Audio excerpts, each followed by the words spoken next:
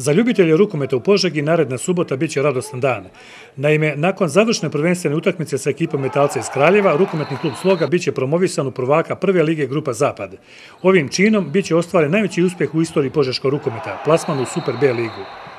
Iza nas je više od pola godine rada, truda, trčanja, znoja, golova, pobjeda. Imali smo 2 poraza i 1 nerešenu utakmicu, što nas je izbacilo u vrh, odnosno na prvo mesto ove lige.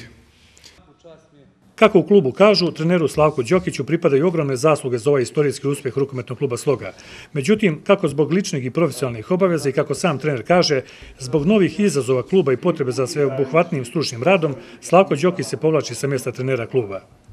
Od ponedeljka rukometni klub preuzima jedno novo lice, trener koji je profesionalac, koji je poznato trenersko ime, koji mora da prati rad kluba i rukovodstvo kluba je prihvatilo i na moje opšte zadovoljstvo od ponedeljka će u ulozi prvog isključivog trenera, znači prvog koji će raditi sa ekipom i koji će isključivo voditi ekipu biti Slaviša Laković. U rukometnom sportu Laković je poznato ime. Vodio je više superligaških ekipa, poput Kragujevca, Vranja i Priboja. A nakon subotnjeg meča rukometašima Sloge predstoji novi izazov da se nakon mini lige domognu možda i elitnog takmičenja Superlige. Bilo je jako teško, pre svega, animirati igrače da iz pobjede u pobjedu daju svoj maksimum. Bilo je također teško jako motivisati protiv slabih ekipa. Pre svega, eto, i zahvalio bi se ovde prisutnim igračima, na saradnji, treneru, upravi i medijima koji su nas pratili i pomogli nam da dovedemo publiku koja nam je stvarno puno pomagala.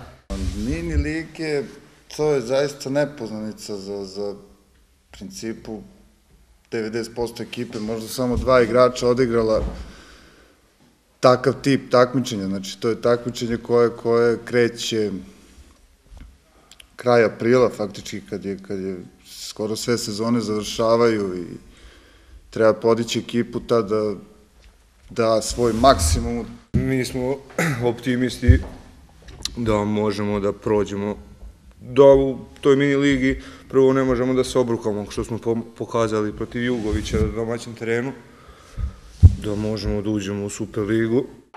U mini ligi koja startuje 27. aprila, 8 klubova odigraće 12 utakmica. 2 najbolje ekipe iz ovog nadmetanja plasiraće se u Superligu. Inače, subotnja utakmica između Sloge i Metalca imaće i humanitarni karakter. U saradnji rukometnog kluba Sloga i Učeničkog parlamenta Tehničke škole u Požegi biće organizovano prikupljanje novčanih sredstava za pomoć u lečenju trojici lučanskih srednjoškolaca.